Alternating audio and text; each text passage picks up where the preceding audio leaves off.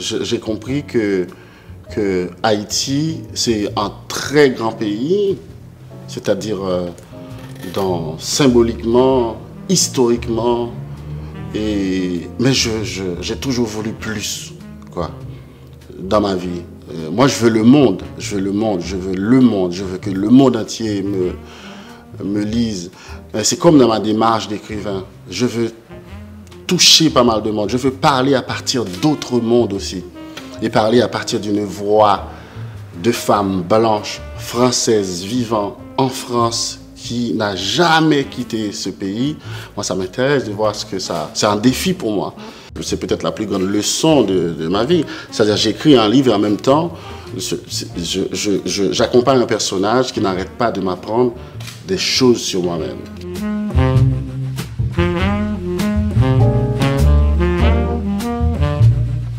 Mackenzie Orsel, bonjour. Merci d'avoir accepté l'invitation de Haïti Inter pour parler littérature, surtout pour parler de ce roman Une somme humaine, finaliste du concours 2022.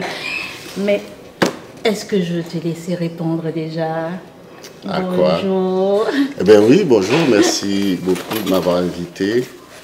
Et puis bon, ça fait un moment que je tourne un peu partout, dans tous les sens, avec ce livre. Et voilà, on va en parler. Bah, c'est quand même l'actualité du moment, même si, ouais. Il y a eu d'autres choses qui sont sorties entre-temps, le recueil de poésie. Comment déjà, comment ça s'appelle? Myométamorphose. Qui est sorti récemment. Mais non, on va s'arrêter un petit peu sur Une somme humaine, parce que Une somme humaine regroupe tout ça quand même. Hein. Oui, c'est un livre très, très profond dans le sens où ça va loin dans le travail sur la langue, ça va loin dans le travail sur les personnages.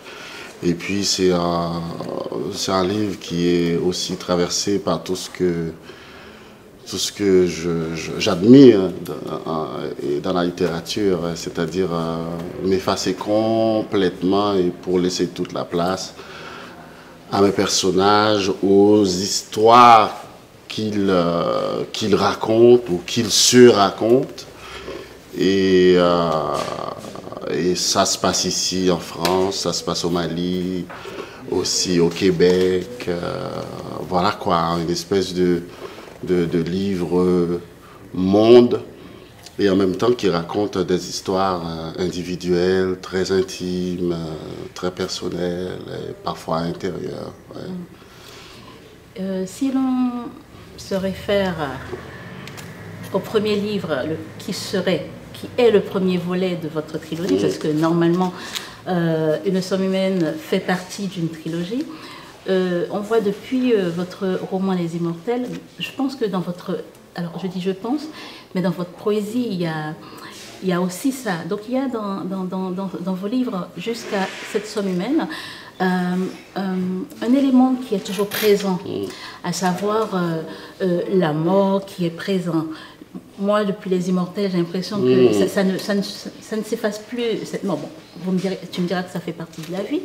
Mais est-ce que, Mackenzie Orsel, tu as un rapport en particulier avec la mort? Est-ce qu'elle te fait peur? Est-ce que tu veux l'exorciser dans tes écrits, si jamais tu pouvais? Oui, je pense qu'on est tous dans un rapport à la mort, un rapport existentiel et un rapport, on peut dire, artistique, un rapport quotidien. Et parce que c'est vrai que c'est facile de dire ça fait partie de la vie, mais c'est tellement vrai parce que on pourrait résumer l'histoire de l'humanité à une quête d'immortalité, c'est-à-dire l'homme ne veut pas mourir, on ne veut pas mourir, et parce qu'on sait qu'on va mourir un jour, c'est quelque chose qui nous fait peur quand même, c'est-à-dire de n'être plus là, de disparaître complètement, d'avoir plus conscience de rien, de son corps, de sa finitude, quoi. C'est terrible, mais chez moi c'est l'expression d'une complexité de la vie humaine, de la fragilité et humaine. Moi, je l'ai vu très tôt, la mort. J'ai grandi dans un quartier populaire en Haïti, à Martissan. Là-bas, déjà, j'ai vu presque, disons, toute forme de mort, c'est-à-dire toutes les formes que la mort peut prendre. Et la mort sociale, la mort politique, la mort familiale, des gens qui vivent là, comme ça, au jour le jour, et qui partent, qui reviennent, et qui se racontent pas, et en même temps qui ont tellement de choses à raconter, qui n'arrivent pas à s'accrocher à quelque chose, qui vivent cette impossibilité tous les jours, c'est-à-dire l'impossibilité, l'incapacité à s'accrocher à eux-mêmes, à s'accrocher à une certaine construction d'eux-mêmes ou construction de quelque chose, et puis à la mort, pas la mort, mais oui, une forme de mort, la chute d'un pays, un pays qui chute de plus en plus, et puis et à chaque fois qu'on pense qu'il va atteindre le fond, eh bien non, c'est pas le fond, il y a encore, il descend encore. Et pour moi, c'est une forme de mort, mourir à petit feu comme ça. Et voilà, et j'avais envie quelque part, comme tous les écrivains, la mort c'est un des grands thèmes de la littérature. Toutes les littératures du monde entier sont traversées par le thème de la mort, de l'amour, de la guerre, voilà, de la fragilité humaine, voilà.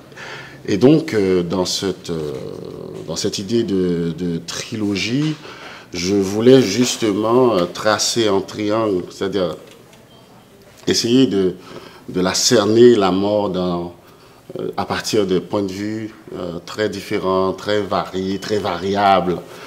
Aussi la mort haïtienne qui est la mort sociale, politique, parce qu'il s'agit d'une vieille femme dans l'ombre animale qui raconte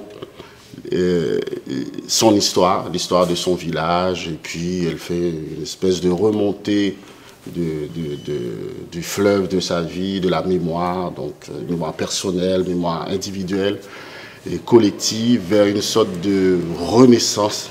C'est-à-dire, à chaque fois, dans un personnage, j'essaye de les pousser à épuiser leur souffrance, à épuiser leurs paroles, parce que ça me permet aussi d'aller très loin dans la langue, dans les régions reculées de la langue.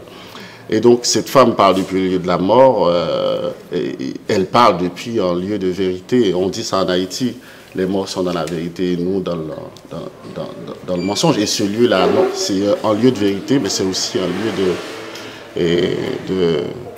de langage, où tout a un sens, où tout compte, tout influe sur tout. Donc voilà une exploration de la mort dans ses formes variées, diverses. Et voilà, la mort haïtienne dans l'ombre animale, et dans une somme humaine, la mort française. Et c'est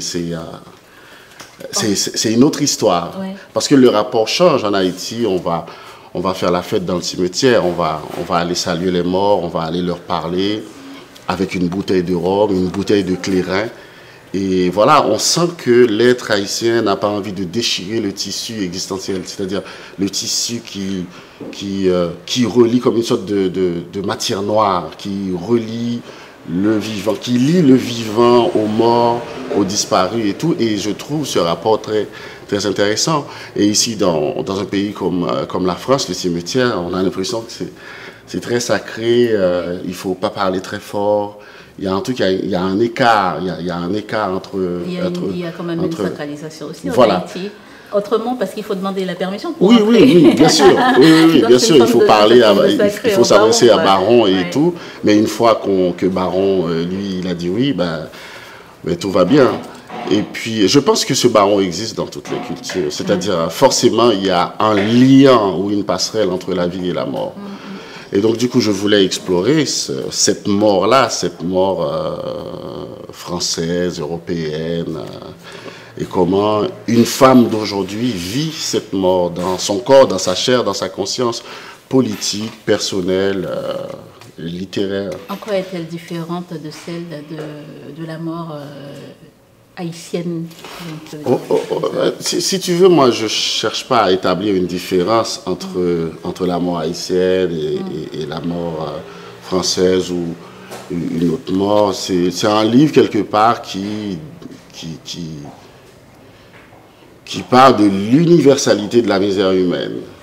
Voilà, parce que Ouais, nous, on nous la- colle cette étiquette, voilà, Haïti, pays maudit, pays mort, pays, voilà, pays compliqué et Ouais. tout.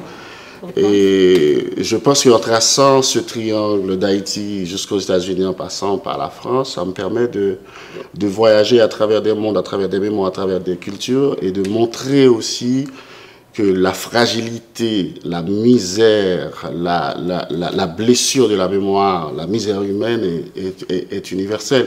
C'est-à-dire quand on arrive dans une ville comme New York, ce qu'on voit, ce qu'on nous montre, c'est une histoire. Mais quand on passe derrière, qu'est-ce qui se c'est autre passe? chose. Quand on arrive dans une ville comme Paris, ben, il y a plein de façades, il y a plein de lumière, il y a plein de bars, il y a plein de tout, bouillonnement, mouvement, et tous les gens y vivent. On a l'impression que c'est la belle vie. Et oui, c'est la belle vie quelque part, mais Et moi, après, en tant derrière. qu'artiste, ce qui Ouais. m'intéresse, c'est d'où ça vient. Et voilà une jeune femme qui arrive à Paris à 20 ans et qui décide de faire des études Et pas à n'importe quelle la jeune Sorbonne, femme. pas n'importe quelle jeune femme. Et donc, moi, j'ai envie de savoir, j'ai envie de retracer son histoire de son village, de sa naissance à sa mort. Parce qu'en traversant une vie individuelle, on traverse aussi l'histoire. Parce que les grandes décisions politiques, économiques, de lutte des classes déterminent, expliquent les conditions réelles, existentielles des individus. Et donc, du coup, on n'est pas juste un grain de sable sur la plage. Et un grain de sable qu'on peut comme ça détacher Sans qu'il y ait de de l'ensemble de conséquences. l'histoire. Si, ouais, je pense qu'il y a une Non, forme. on ne peut pas le déplacer sans qu'il y ait de conséquences. Voilà. Et donc, je pense que quelque part, j'ai envie d'appeler ça harmonie. Il y a une forme d'harmonie dans la vie humaine, comme il y a une harmonie dans l'espace. Il y a quelque chose qui nous relie, une sorte de matière noire, une mémoire, une histoire. L'humanité, c'est l'humanité qui nous lie. Oui, l'humanité, la conscience d'être là, la conscience de la mort, de notre fragilité, et puis aussi des émotions, des désirs, les grandes catastrophes. C'est-à-dire, moi, tout ce qui touche à l'humanité me touche aussi. C'est-à-dire, quelque part, je sais que c'est jamais loin. Moi, je regarde l'actualité, je vois qu'il se passe quelque chose, un événement très loin de moi, et ça me pousse à me remettre en question en tant qu'individu. C'est-à-dire, c'est jamais loin. Ouais. Voilà. Et Donc il n'y a pas d'exorcisme de la mort pour vous, c'est une question d'exploration. c'est une question d'exploration et aussi, quelque part, pour rester dans ce livre, j'avais envie de l'enfermer dans une image simple, la mort. Parce que c'est compliqué, nous, on ne sait pas en parler. Dès Ouais. qu'on dit la mort, waouh! Pourtant, j'ai l'impression C'est que vous en fini. parlez un peu d'une certaine manière, d'ailleurs en prenant l'âme comme support. Oui, Quand vous dites par oui. exemple, le vivant est donc insensible à ce qui échappe Ouais. au réel pour comprendre l'immense satisfaction éprouvée par une âme qui n'est plus Soumise soumise au calcul du temps. Oui. L'âme serait donc vivante. Oui, parce que si tu veux, cette femme a accédé à un lieu que nous, on ne connaît pas parce qu'on ne sait pas en parler. C'est le lieu de la mort, c'est celui de vérité, le lieu du langage, le lieu de toute forme de libération. Et donc, elle, puisqu'elle nous parle depuis là-bas, et elle nous dit comment elle se sent, comment est sa nouvelle vie, comment elle vit ses nouvelles émotions, ses nouveaux sentiments. Et donc, elle nous dit ça à nous, parce que nous, on ne sait pas, on est soumis au calcul du temps. On est tous enfermés dans cette parenthèse très bizarre. Saint-Augustin parlait de la trifidité de l'existence humaine, naître, vivre, périr, présent, passé, présent, futur, matin, midi et soir. C'est un chiffre étonnant, ce chiffre 3. Et donc, moi, en tant qu'écrivain, ça ne me suffit pas. La vie ne me suffit pas. Et il me faut autre chose. Tout ce qui s'explique, tout ce qui s'explique, tout qui s'explique ou que je pourrais expliquer ne m'intéresse pas. Donc avant le passé, il y avait quoi? Et après le futur, il y aura quoi? Donc en plantant le décor du livre dans le lieu de la mort même, ça me permet de supprimer les 3 dimensions du temps connues. Ok. Et donc du coup, cette femme, elle parle, elle nous parle de la mort et on a l'impression que c'est quelque chose d'ici, c'est quelque chose qui nous appartient, c'est quelque chose qu'on connaît. C'est pas un mystère la mort quand elle en parle, parce que elle l'a enfermée dans une image simple qui est une porte. Donc elle dit qu'elle était dans le mauvais corps, dans la mauvaise société, dans le mauvais monde, et elle a claqué la porte derrière elle. Mais en même Et temps, cette porte, c'est justement la mort, passer de l'autre côté. C'est pas glauque du tout. non. C'est quelqu'un qui a essayé, et ça n'a jamais marché. Elle a grandi seule dans une famille très compliquée, avec une mère qui se sent pas à sa place, qui ne vit pas son rêve, avec un père qui n'est pas à sa place non plus, qui vit pas son rêve. Parce qu'il y a cet oncle-là, le pouvoir économique, et qui est très riche et qui gère tout. Et c'est lui. Même lui, il n'est pas Voilà. à sa place. Oui, parce qu'il part en Afrique. Oui, bien sûr, il va sauver le monde. Oui, il s'érige en sauveur de l'Afrique et tout, il n'est jamais là et tout, il manipule tout le monde. Et puis il y a ce curé qui est le représentant de Dieu dans ce village, le pouvoir religieux. Absolu, quoi, d'une certaine manière. Voilà. Parce que... Et donc, elle a vécu au milieu de ces gens, au milieu de tous ces animaux, comme elle dit, comme une ombre sur le mur. Et quand dans toute la première partie du livre, elle ne parle pas, on n'entend pas sa voix. C'est vrai que c'est elle qui raconte, mais on n'entend pas vraiment et sa voix, on la voit. Et vivre, essayer de vivre. Elle invente des images, elle a inventé des personnages.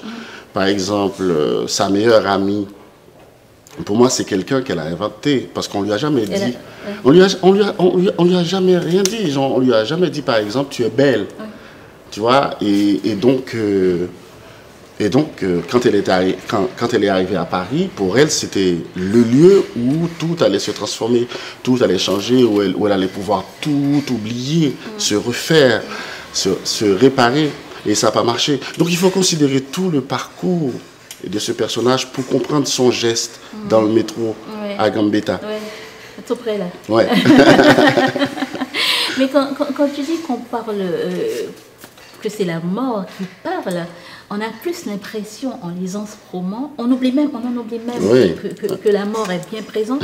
On est dans le présent avec ce passé d'une certaine manière, parce qu'elle n'est plus cette personne. Pourtant, on vit chaque moment de sa vie dans la façon dont elle raconte. Et puis donc, du coup, on vit tous ces parcours. Des fois, on est dans l'incompréhension. On dit que c'est pas possible qu'il y ait autant de choses pour une seule personne. Par exemple, quand on part en Haïti, en fait, c'est comme si c'est naturel d'avoir autant de violence, de misère, de la promiscuité a bien sa place, toutes les misères, la pauvreté, parce que la misère n'est pas forcément la pauvreté, d'ailleurs la preuve dans ce petit village de France. Puis on part... Mais je voulais justement, merci de dire ça, parce que je voulais casser ça, de montrer que la misère, c'est un truc, c'est des gens qui vivent, qui ont faim, ou qui vivent dans des quartiers compliqués, qui n'ont pas de travail, qui n'arrivent pas à vivre. Non, on peut l'appeler comme ça, la pauvreté. Mais la misère humaine, c'est-à-dire l'incapacité, le refus d'accepter l'autre, de le regarder, de passer derrière son regard, pour poser, pour se voir.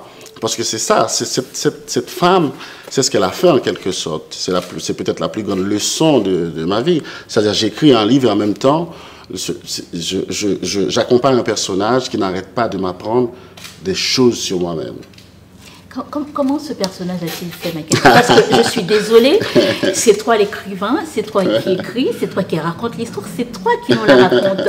Et pourtant, tu dis que cette femme t'accompagne. Oui. Parce que sur la forme, Mackenzie, tout le monde est unanime que sur la forme, il y a un problème. Pas un vrai problème. C'est que ce roman qui passe dans lequel on passe d'un chapitre à un autre à travers je dis ça comme ça, hein, peut-être que pour toi c'est pas un chapitre, à l'aide de 3 petits points, ça veut dire que tous ceux qui ont lu le livre jusqu'au bout disent, d'une certaine manière, en tout cas c'est ce qu'ils diront, c'est comme ça que je le prends moi, qu'on n'a pas le temps.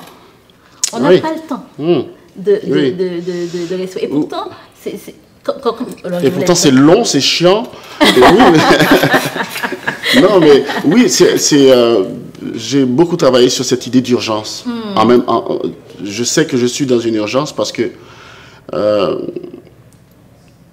c'est quelqu'un qui a envie de parler. Pour une fois, cette femme, elle peut parler. Parce qu'avant, elle n'avait pas le micro, on ne lui donnait pas la parole. C'était l'oncle qui parlait, la mère, le père, les amis, le maire du village qui passait, qui prenait la parole. Et les gens qui venaient de Paris, les grandes réunions, voilà. Elle passait son temps, sa vie à entendre les autres parler. Mais elle chambre, voilà. Mais une fois passée de l'autre côté, elle est libérée. Voilà, il y a quelque chose comme ça, parce que et quand elle dit qu'elle est plus soumise au calcul du temps, ça veut tout dire en fait. C'est-à-dire il y a quelque chose du temps humain qui disons qu'il la concerne plus, voilà, et disons qu'elle est plus concernée par ce temps humain et ce temps qui nous demande de se lever le matin pour aller travailler, pour payer son loyer, pour manger, pour voilà, il n'y a plus ce temps-là. Tout ce qu'il y a maintenant, c'est une voix qui parle, une voix libre. Qui enfin prend la parole. Alors il y a cette urgence. Je parle. Maintenant je peux parler, je vais parler. Je parle. Mais en même temps, elle prend le temps de poser les choses, de dire les choses. Et tout. Là, et puis tout ce truc-là, un texte ponctué avec des virgules, parce que moi j'aime bien la virgule, parce que le point, ça a une signification quand même. Le point, c'est bon voilà, point. Point final, point, voilà, on s'arrête pour recommencer. Et elle n'a pas ce temps. Je pense que. Pourtant, elle l'a. Non, disons qu'elle a ce temps, mais dans la démarche, dans sa tête, waouh, je peux parler maintenant. Enfin, j'y vais. Enfin, voilà, j'appartiens à un monde où ma parole compte. Et en parlant, elle ne tient pas forcément compte de la vie des autres, de la vision des autres. Et ça, c'est ce qui donne à ce personnage toute cette force et puis le fait de ne pas avoir peur d'être dans la complexité tout le temps.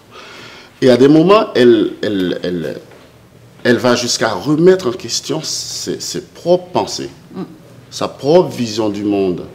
Et par exemple, en poussant ce mec à lui demander en mariage, elle savait que ça ne pouvait pas marcher, que ça ne se passe pas comme ça. Mais en même temps, elle le fait. Vous avez fait ça quand même, vous avez laissé faire. Non, mais moi, si tu veux mon avis, je n'étais pas d'accord avec elle. Mais le livre, c'est une autobiographie imaginaire. J'ai d'abord inventé le personnage et elle devait raconter son histoire. Mais c'est son histoire. C'est-à-dire, il y a des gens qui disent, mais qu'est-ce que tu fais? Ça ne va pas marcher, on ne fait pas de pause dans une relation. Ce mec, je ne sais pas si tu l'aimes, je ne sais pas si lui, il t'aime, mais tout ce que je sais, c'est que votre histoire-là, ça ne va pas marcher. Ça ne tient pas. Et donc, mais elle aussi, elle le savait. Tu vois, mais elle ressemble beaucoup à sa mère, qu'elle déteste. Elle a besoin de reconnaissance. Elle a besoin qu'on lui dise des choses. Elle a besoin d'être aimée. Elle a besoin qu'on l'aime. Son rêve est simple. Hein, c'est le rêve le plus basique, le plus banal qui soit. Être aimée. Elle veut être aimée, elle veut être heureuse. Et elle est dans cette quête-là et elle va aller jusqu'à s'oublier. Oui. Bah, c'est une question là parce que je devais te demander, mais jusqu'où peut-on aller quand on veut être aimé? Jusqu'où? Ouais, très loin. Hein. Quand on aime aussi. Ça peut aller. Ouais, ça peut aller très oui, loin. ça peut aller très loin. D'ailleurs, jusqu'à ce mariage. C'est une chimie très bizarre. Ouais. Les combinaisons chimiques qui se mettent en branle quand on est amoureux. Alors, il y a des gens qui pensent qu'on est amoureux, mais c'est comme ça, c'est automatique. Mais non, c'est une chimie terrible hein, qui un message terrible que nous envoie le cerveau et ça met tout en branle, les bras, les pieds, le corps. Et puis il y a beaucoup de désirs qui naissent, beaucoup de désirs de faire des enfants, d'habiter avec l'autre, plein de trucs. C'est peut-être le sentiment le plus fort de toute l'histoire des sentiments. Le plus beau, je ne sais pas. D'accord. Parce que on voit bien hein, ce qui se passe. Par exemple, sa rencontre avec l'autre là, dans le RER A. Ah non, c'est une histoire terrible, l'histoire d'une perte. L'histoire d'une perte. Mais et quand on n'aime pas... En fait, un peu. Mais disons que trouve, quand on n'aime pas, on peut ne pas avoir conscience de la perte. Par exemple, il y a une différence entre, si on me dit, il y a quelqu'un là, il y a un certain Jean qui vient de mourir à Montpellier. Un certain Jean, c'est tout. Mais entre ce Jean-là qui vient de mourir à Montpellier et cette Jacqueline que je connaissais, qui était une amie. Et tout ça, c'est lié à toute cette idée de l'amour, de l'amitié, quelque chose qui nous est cher, qui nous est proche. Et donc, la conscience est plus vive, la conscience de la perte. Et ça peut aller très loin, parce qu'à chaque fois, elle comment elle a titré ses chapitres, trash, elle chute. Oui, elle chute. Et ces chutes m'intéressent beaucoup. Pourquoi? Parce qu'à chaque fois, la fille qui est remontée n'est pas la même. La fille qui sort d'une chute ou d'une dépression, c'est pas la même. Elle peut pas être la même. Elle ressort de là avec une vision réévaluée. On dirait que c'est pas si évalué que ça par la suite. Oui, non, mais après, bon, elle retombe dans son rêve. Oui. Elle retombe dans son rêve. Ben, je pense qu'elle s'est tirée de là parce que justement, elle a compris que c'était pas possible de formuler toute sa vie, de reposer toute sa vie sur que des incertitudes, en fait. C'est-à-dire, on n'a aucune certitude d'aimer quelqu'un, aucune certitude d'être aimé. Mais dans un roman, le plus important, c'est ni la vie ni la mort. Ouais, voilà. C'est le vécu. Le plus important, c'est cette chose, ce quelque chose dont je ne sais pas le nom, qui porte les personnages, qui leur permet d'exister longtemps et qui leur permet aussi de traverser, de sortir du livre pour aller à la rencontre du lecteur. Et ça, pour moi, c'est très important. Ce n'est pas une question de vie. Tous les grands livres que j'ai moi-même lus, je parle pour moi, sont traversés, sont portés par des choses très, très, très dures. Mackenzie Orsel, est-ce que rater son enfance, c'est rater définitivement sa vie? Non. Moi, je n'ai pas eu une enfance heureuse. Hein. J'ai grandi avec ma mère, elle ne savait pas lire, amartissant. J'ai grandi sans jouets. Voilà, mais ma mère, elle m'a transmis autre chose. Tu vois, c'est quelqu'un qui me disait, par exemple, voilà, regarde le ciel, arrête de regarder tes pieds. Tu vois, c'est des petites phrases comme ça qui forgent un caractère. Non, voilà, mais il y a des gens qui ont eu une enfance heureuse, mais trop heureuse, et qui, plus tard, dévient, et on ne comprend même pas. On dit, moi, j'ai vécu ça dans mon quartier, c'est-à-dire des enfants qui étaient plus ou moins bien, quoi, c'est-à-dire qui avaient une enfance, disons, heureuse, comme on dit, et qui ont fini mal, quoi. Mais très, très, très mal, sur le trottoir, quoi.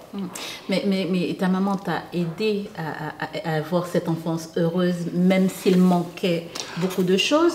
Donc, mais quand tu as autour de toi, comme pour le personnage d'Une somme humaine, et que ta personne, d'ailleurs, tu disais tout à l'heure, c'est un manque de reconnaissance, un manque d'amour. Ouais. Donc forcément, on peut rater, si plus loin on trouve qu'on ne fait pas une rencontre, forcément on peut rater sa vie d'adulte.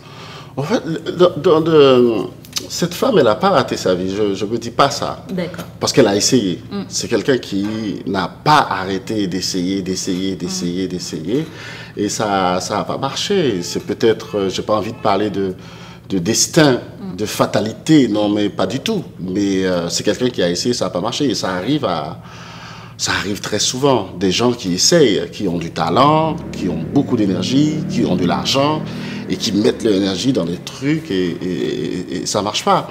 C'est quelque chose, disons, le ciel m'a beaucoup inspiré pour écrire ce roman. Je m'intéresse beaucoup à l'astronomie, la vie des planètes, voilà, j'ai mon application, je regarde souvent le ciel et tout, et je m'intéresse à ce qui se passe là-haut et tout.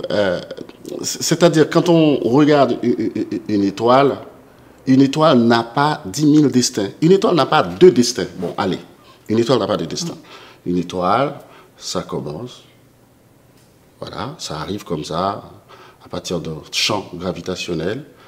Un champ qui va chercher des nuages interstellaires un peu comme ça, et qui forme une petite boule. L'étoile atteint sa séquence principale. La séquence principale de l'étoile, c'est à partir du moment où nous, par exemple, depuis la Terre, on peut la voir, elle brille. Et l'étoile, en mourant, elle s'effondre sur elle-même. Ce qu'elle dit, ma narratrice. Elle le dit dès les premières notes de son cahier. Une étoile qui s'effondre sur elle-même. Et en s'effondrant sur elle-même, l'étoile forme ce que les scientifiques appellent un trou noir. Trou noir. Voilà. Et les scientifiques, jusqu'à présent, n'arrivent pas à savoir ce qui se passe dans un trou noir. Comme nous, les vivants, on ne sait pas ce qui se passe dans la mort. On ne sait pas ce qui va se passer après, On ne saura jamais. après notre mort. Tant Je qu'on ne sais pas. mort. Tant qu'on n'est pas mort. Je ne sais pas. Donc, si tu veux, cette femme, pour moi, c'est une étoile. Une étoile n'a pas de destin. Ça commence, ça brille et ça s'effondre sur elle-même. Hop, un trou noir.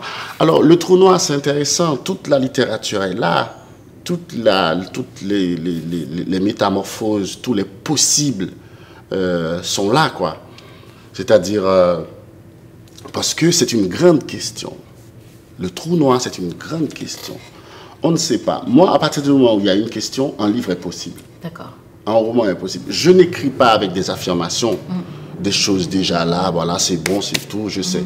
Ben, à partir du moment où je sais, ça ne m'intéresse plus, je sais. Voilà. Mais c'est les questions qui m'intéressent. Donc, le trou noir, c'est une très grande question, comme la matière noire, qui est responsable de l'équilibre de toutes les planètes dans l'univers. Et comme l'histoire de mon pays, qu'on ne m'a pas racontée ou qu'on m'a mal racontée, j'ai encore plein de questions dans la tête. Oui. Comme l'histoire de ma mère, qu'elle ne m'a pas racontée, qu'on ne m'a pas racontée, comme des choses de ma vie. Donc, pour moi, ce sont des questions auxquelles j'ai envie de répondre. Mais sans y répondre, parce que le livre progresse vers d'autres questions. Ouais. Parce qu'elle dit un truc intéressant. Sa dernière phrase dit « À partir de la mort, tout recommence ». Qu'est-ce qui recommence? La vie, peut-être? Je ne sais pas. Hein. Voilà. À partir de la mort, tout recommence. Pour l'écrivain, qu'est-ce qui recommence? Je ne sais pas. On verra. Mackenzie Ancel, L'ombre animale et Une somme humaine, ce sont 2 femmes qui racontent ces histoires. On va chercher au compte. Ça, j'aime compte. Nous là. Ou t'es quand même d'Abvini? Oh, nous tous venons là. Est-ce que pour toi, ça a été, comment dire, est-ce que tu as dû utiliser, je ne parle pas de la part de féminité que tu auras en toi pour faire parler ces femmes, hein. Je dis la part de femme que Mackenzie aurait eu en lui pour écrire est-ce que tu t'es dit, je vais faire parler ces femmes en ayant des informations que je glane en moi ou que je glane autour de moi? Parce que tu vas dans dans des questions que seules les femmes peuvent se poser. Oui, justement. Donc, Oui, moi, par exemple, Maître Minuit, un roman que j'ai publié chez Huma en 2018, là, on est vraiment dans une prose masculine. C'est-à-dire des questions que se pose un homme, des désirs qui habitent un homme, des sentiments qui habitent un homme, des projets d'homme, des rêves d'homme. C'est une prose, mais et profondément et masculine dans Maître Minuit, l'histoire de Poteau. Et quelque part, ça faisait un moment que je pensais à cette idée de me lancer dans une grande prose féminine, mais profondément et féminine. Et parce que j'avais bien conscience que ma mère, en me racontant des histoires, elle avait réussi à imprimer de façon inconsciente sa voix dans ma tête. C'est-à-dire une voix de femme qui raconte sans détour, sans chichi, sans fin. Ma mère, elle me racontait des histoires, c'est comme si elle parlait à un adulte. Alors que moi, j'avais un gamin. Et donc, elle me racontait ça comme ça, avec une grande liberté, en faisant des digressions, des mises en abîme, en allant dans des endroits très compliqués. À des moments, je dis, mais elle est où là? Et elle revient, elle faisait des proses comme ça. Et donc, j'ai encore cette voix dans ma tête. Et j'ai écrit justement Une somme humaine avec sa voix dans ma tête. Et je lui ai dit merci. Parce que c'est vraiment savoir disons, tout ce monde tout ce monde isolé, retiré et d'Haïti. Et c'est elle, parce que moi, je n'ai pas grandi à la campagne. J'accompagnais souvent à la campagne pendant les vacances, les grandes vacances, mais je n'ai pas grandi à la campagne. Donc, c'est sa voix. Et donc, à un moment donné, je me suis dit, bon, ok, ça c'est la voix de ma mère, je peux essayer d'aller plus loin, c'est-à-dire de travailler sur une voix, de faire naître une voix qui parlerait depuis une autre culture, un autre pays, une autre vision du monde, une autre façon d'habiter le monde, une autre façon de voir les choses, une autre façon d'être femme, d'être une voix de femme. Et donc, voilà quoi, je pense que... Donc, tu es légitime à parler, puisqu'il y a cette voix qui t'accompagne. Et puis, il y a aussi cette idée, c'est même pas une question de légitimité, il y a aussi cette idée que l'écrivain qui écrit, ben, il est libre. Oui. Il est libre, il a envie d'être une femme, pourquoi pas, d'être un homme, pourquoi pas, d'être un chat, d'être un chien, d'être une table, d'être un arbre, pourquoi pas. Et ça, c'est très important. Et moi, très tôt, ça, je l'ai compris. J'ai compris que Haïti, c'est un très grand pays, c'est-à-dire symboliquement, historiquement, mais j'ai toujours voulu plus, quoi, dans ma vie. Moi, je veux le monde, je veux le monde, je veux que le monde entier me lise. C'est comme dans ma démarche d'écrivain. Je veux toucher pas mal de monde. Je veux parler à partir d'autres mondes aussi. Et parler à partir d'une voix de femme blanche, française, vivant en France, qui n'a jamais quitté ce pays. Moi, ça m'intéresse de voir ce que ça... C'est un défi pour moi.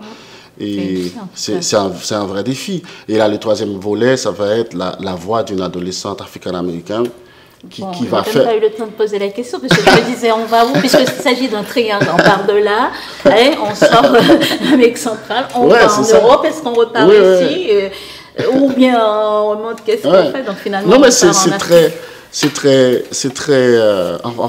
très important pour moi, parce que je sais que je n'ai pas encore les épaules pour porter le troisième volet de cette trilogie. Donc, du coup, je fais autre chose. Hein.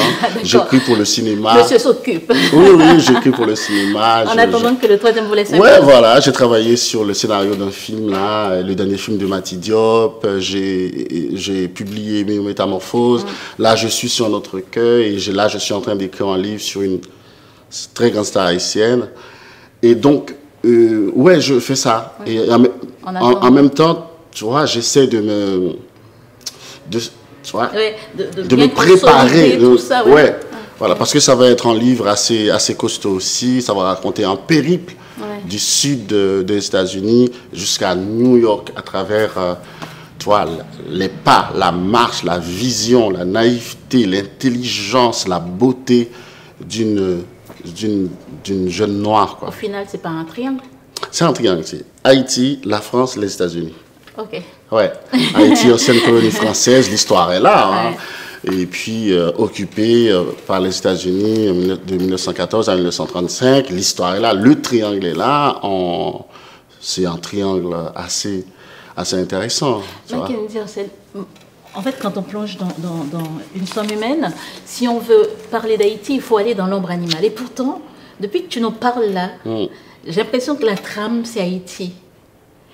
Ah, oui, disons que cette femme, ça c'est très compliqué à expliquer. Ouais, cette femme, ma narratrice, ce personnage, parle depuis son lieu, son lieu français, depuis son village, depuis sa vie ici. Et moi, j'écris cette histoire, je campe ce personnage, j'écris ce livre depuis mon lieu haïtien. Ouais. Donc, tous ces va-et-vient entre la vie et la mort. Ouais. L'Igba, cet enfant cheval, c'est un peu l'Igba qui vit avec un pied dans la vie et l'autre dans la mort. Voilà, et ma narratrice qui va tomber sur les 3 personnes les plus importantes, dit-elle, pour elle, et au Père-Lachaise, au cimetière. Ouais. Voilà, elle arrive, elle se balade et tout, et là, hop, dans son triangle lumineux, le triangle lumineux, il y a son amoureux, sa grand-mère et sa meilleure amie. Et je pense que c'est Haïti, hein, voilà, quelque part, qui m'a... qui me pousse vers le monde. Voilà, vers le monde ou vers des endroits humains ou supra-humains, comme ça, quoi. Ouais. Haïti, il est capable de faire un pile bagage. Un pile. Haïti est fort. Donc, du coup, Mackenzie Orsel, alors ça me permet, malgré tout, parce qu'en fait, dans l'ombre animale, on retrouve Mackenzie, on retrouve Orsel. Dans une somme humaine, on retrouve Mackenzie, on retrouve Orsel. Bon, alors, Orsel, il est Orsel. Mackenzie n'est pas tout à fait Mackenzie. Maintenant, Mackenzie Orsel, jusqu'à quel point, en fait, même si j'ai eu toutes ces explications par rapport au fait que c'est une femme qui parle, et même on peut aller jusqu'à... Si je suis ce que tu dis, c'est même la voix de ta maman qui t'accompagne, mais jusqu'à quel point le Mackenzie Orsel, l'auteur, peut être le Mackenzie de l'ombre animale, le Orsel de l'ombre animale, le Mackenzie Orsel d'une somme humaine, le Orsel. Jusqu'à quel point? Parce que l'auteur, il dit toujours, je ne suis pas dedans, c'est le personnage. Non, l'auteur qui dit ça, il ment. C'est qu'il ment. Mais il y a toujours... On peut pas écrire sans soi-même. On écrit avec soi-même, on met des choses de nous-mêmes dans nos personnages, des rêves, des passions, des motivations, des choses de la vie, quoi. C'est-à-dire un personnage qui marche, je marche avec lui. Un personnage qui pleure, je pleure avec lui. Parce que si je ressens pas au plus profond de moi ce que vit mon personnage, et il y a un problème. Il y a un problème, c'est pas crédible. Pourquoi ce personnage parle et que moi j'entends rien, je comprends rien, ça ne me dit rien. C'est pas normal. Et je me dis, si ça me dit rien, ça va rien dire au lecteur, ça va pas lui parler. Donc forcément, oui, il y a des petites gouttes de moi-même et dans mes personnages. Voilà des choses que j'ai vécues aussi. Par exemple, il y a un passage dans une somme humaine où ce monsieur arrive à la préfecture et voilà. Et ça, je l'ai vécu. Et donc, c'est important aussi de partager des choses de sa vie, de les cacher comme ça. Et voilà, parce que une fois que c'est écrit, on l'aura évacué. Oui. Ok, c'est fini. J'ai réglé ce problème-là. Voilà, j'ai réglé ce problème-là. Et donc, c'est une dichotomie que j'assume, parce que c'est l'histoire moderne du monde. On a coupé le monde en deux. Voilà, il y a eux, il y a nous. Il y a ceux qui savent et ceux qui ne savent pas, ceux qui méritent de vivre et ceux qui ne méritent pas. Et donc, le bien, le mal. Et ça, c'est vrai, il suffit de regarder un peu et sortir dans la rue, et on va voir. Hein. Et donc, du coup, je voulais justement sonder ce bien. Voilà. Quand est-ce que c'est bien, quand est-ce que c'est mal? Qui dit que c'est bien? Qui dit que c'est mal? Et donc, sonder la voix qui dit que c'est bien. Remonter jusqu'à la source de cette voix qui dit que c'est bien. Je fais la même chose avec la voix qui dit que c'est mal. Et puis, essayer de se rencontrer le bien et le mal, de créer une passerelle entre les deux, les mélanger pour voir ce que ça va donner. Par exemple, dans l'ombre animale,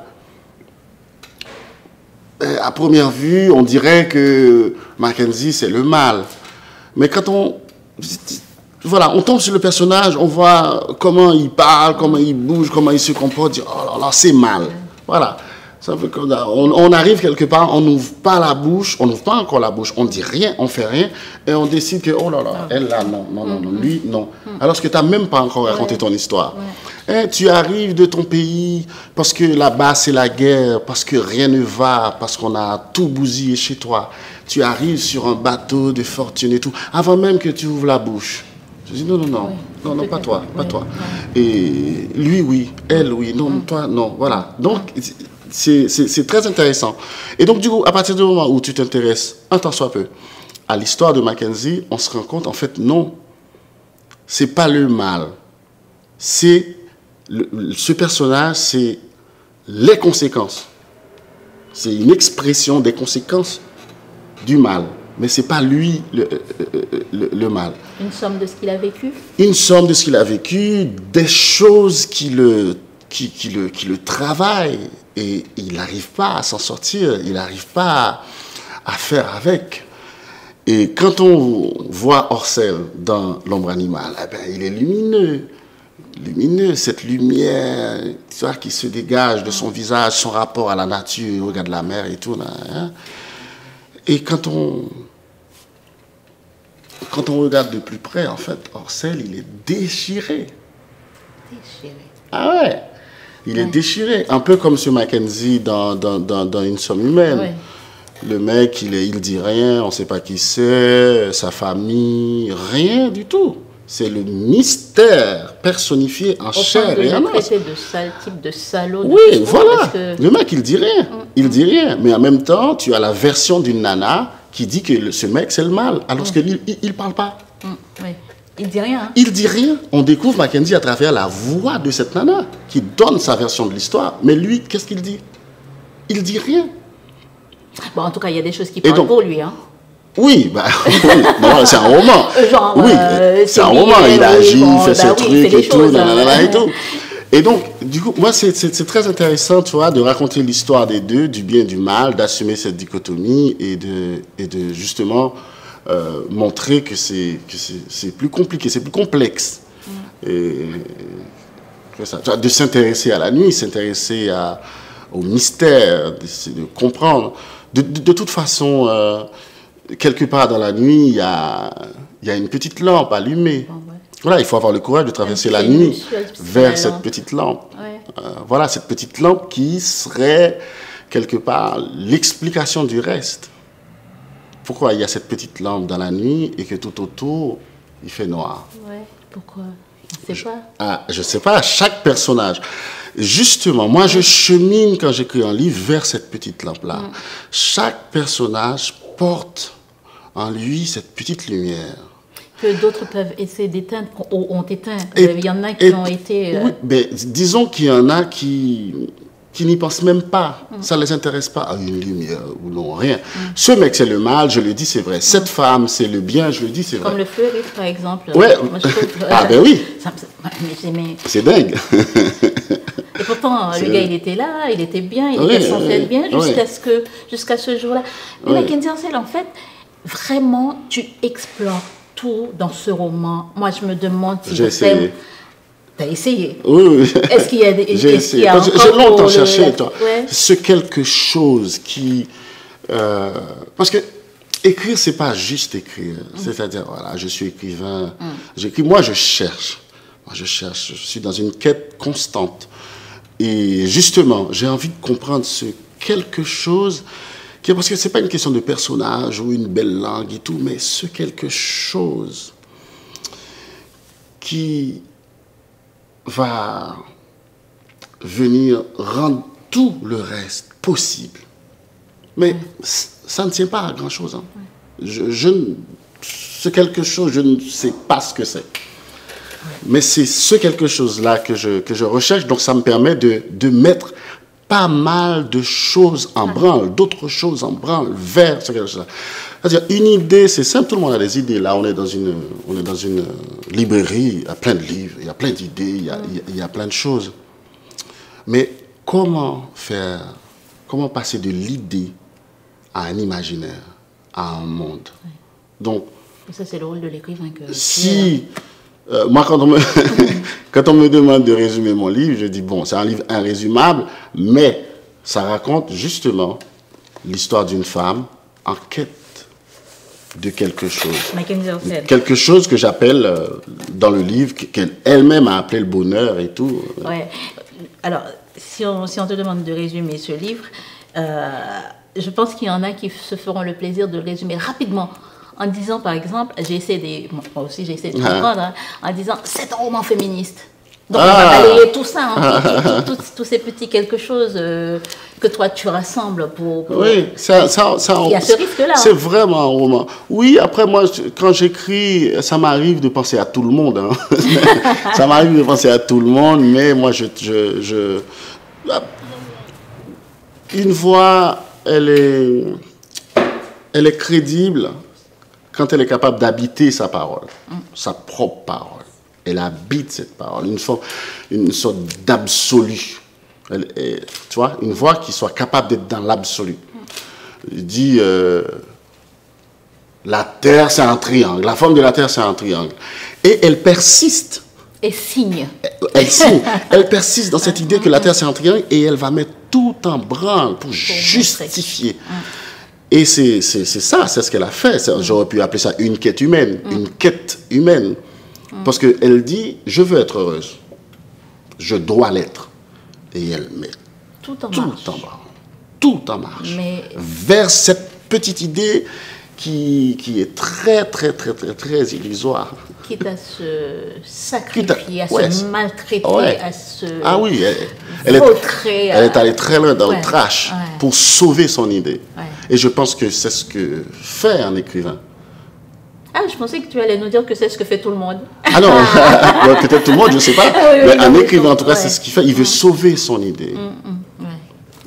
Et ça passe par la sociologie, par la philosophie, par le roman, par la poésie, par le théâtre. Ça passe même par le cinéma. À un moment donné, elle dit, ma vie, parce que elle a cherché, elle n'a rien trouvé. Et puisqu'elle n'a rien trouvé, elle dit, ma vie aurait pu être un putain de film. Bah oui. Et là, elle fait le film de sa vie. Et bien, sa vie est un roman. Et ça fait partie de la quête aussi. C'est-à-dire chercher dans le réel, dans la réalité. Hop, il n'y a rien. Je vais chercher ailleurs. Bon, Mackenzie Orseld, je sais que c'est déjà en branle. Les épaules sont un peu pas trop solides pour le moment. On verra. La somme est là. À quoi est-ce qu'on doit s'attendre pour le prochain? Bon, pour le prochain, c'est pas un scoop. C'est un petit scoop, hein, non? Non, bah, en fait, je sais pas, oui, peut-être, un scoop. Je l'ai déjà signé. Ça faisait un moment que je réfléchissais à cette idée de faire de Maître Minuit un diptyque. Ah. Donc, Maître Minuit raconte le règne de Papa Doc. Et puis, bon, c'est vrai qu'on on est un peu dans les années 80, les transitions démocratiques et tout, années 90. Mais je me dis que ça serait peut-être bien de raconter aussi le règne du fils. Oui. Et donc, je viens de signer un roman avec mon éditeur et ça sort l'année prochaine, en 2024, qui raconte justement le règne du fils. Donc, parce que moi, j'ai publié 16 livres. C'est-à-dire, quand je regarde mon œuvre, quand je regarde mon travail, je vois des trous. Ah, à combler. Voilà, et j'essaye de créer une forme d'harmonie, de cohérence dans l'œuvre. Il y a Maître Minuit et je ne vois pas le fils, hop, j'écris un roman, et il y a le fils, diptyque, voilà. Donc c'est ça le scoop. Sinon, je travaille sur un recueil de poèmes qui me tient beaucoup à cœur sur la thématique ou sur la notion, sur le concept d'habiter. Quand est-ce qu'on habite quelque part, habiter son corps, habiter un pays, qu'est-ce que ça veut dire? Être habitant. Ouais, voilà, habitant. Ce qu'on disait tout à l'heure. Ben, tu vas revenir pour nous expliquer ce que c'est avec ce recueil de poèmes. En tout cas, pour ceux qui pensent lire, ben alors, ça va passer sur Haïti Inter, pour ceux qui espèrent, pensent, souhaitent, ou qui ne le souhaitent pas, je vous le souhaite, de lire ce livre, vous allez à la rencontre de la vie, l'amour, les peurs, toutes les violences, en somme, additionner tout ça, ça nous fait une somme humaine finaliste du concours 2022 de notre cher écrivain Mackenzie Orsel, qui travaille d'arrache-pied pour combler tous les trous qui sont à combler pour que finalement il n'y ait plus de trous dans l'histoire. Merci Mackenzie Orsel. Merci à vous.